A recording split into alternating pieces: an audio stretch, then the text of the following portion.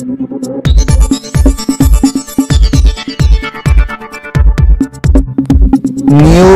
Forward channel मध्ये आपले स्वागत आहे। आताची सर्वात मोठी ब्रेकिंग खबरदार, कॉपी चालणार नाही। राज्य माध्यमिक व उच्च माध्यमिक शिक्षण मंडळाच्या वतीने घेतल्या जाणाऱ्या 10वी 12वीच्या परीक्षा कॉपीमुक्त व्हाव्यात यासाठी जिल्हाधिकारी डॉक्टर श्रीकृष्ण पांचाळ यांच्या मार्गदर्शनाखाली शिक्षण विभागाने नियोजन केले आहे।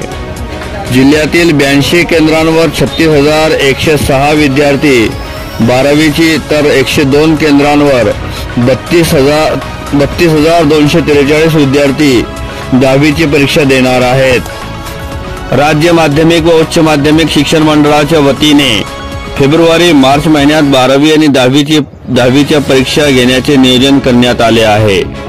परीक्षांच्या तारखा जाहीर झाल्यानंतर जिल्हाधिकारी डॉक्टर श्रीकृष्ण पांचाळ यांच्या सूचनेनुसार परीक्षा कॉपीमुक्त व्हाव्यात यासाठी शिक्षण विभागाने नियोजन केले आहे। परीक्षा कालावधीत पोलीस दलाच्या वतीनेही बंदोबस्त ठेवला जाणार आहे।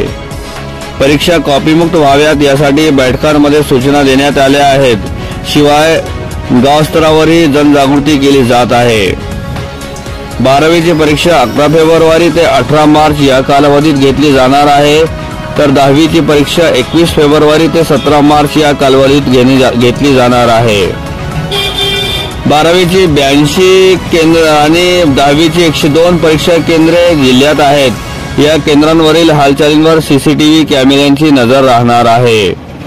10वी 12वीच्या प्रश्नपत्रिका पोलीस कस्टडीत किंवा कस्टडियनच्या नियंत्रणात परीक्षा केंद्रांवर नेल्या जाणार आहेत।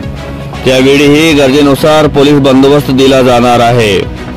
12वीच्या परीक्षेसाठी जिल्ह्यात 82 केंद्र राहणार आहेत, तर 10वीच्या परीक्षेसाठी जिल्ह्याभरात 102 केंद्र राहणार आहेत।